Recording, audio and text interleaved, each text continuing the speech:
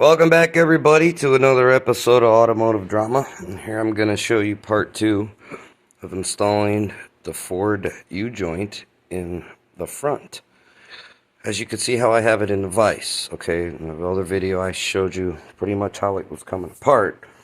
Now, you see how I installed that, right? Of course, I took one cap off, left the other cap on, and you see how this is installed? Picture that cap ain't there.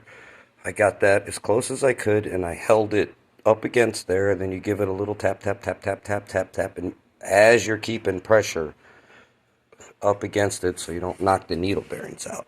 If you look at it and you see how it's got that really nice tight seal and the extra grease that I put in, it's popping out, that means I didn't slip the needle bearings. Now, once you get it to this point, because this one has to go in, this goes in without the cap on it, and then this lines up. This actually, when I pressed it in, this presses all the way in first with this cap off. I'm sorry, I was getting ahead of myself there.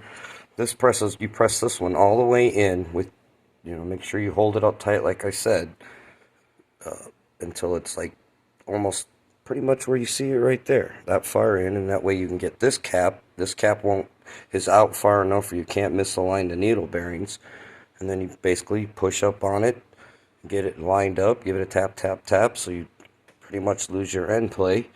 And I always put the clip in it before I bring it back through. But then at this point, you simply just press it on. Now, you can generally do this by hand. You can use the impact.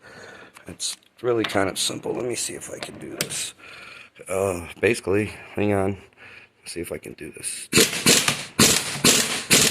See how the extra grease squirted out? That's actually a good thing, because now I know there's tons of extra grease in there because it's not serviceable. And if you look at the seal,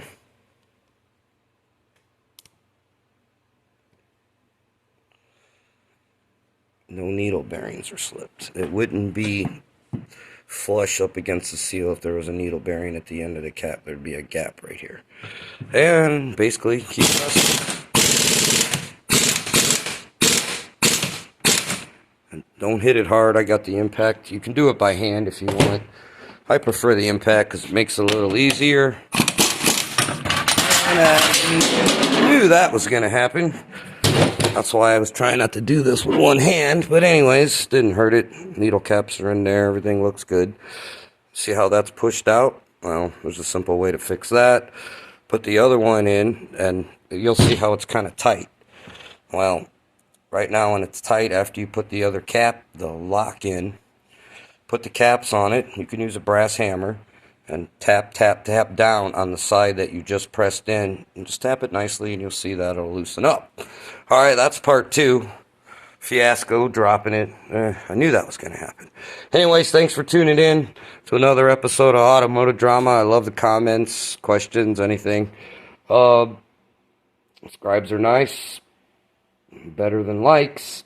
And have a good night, everybody.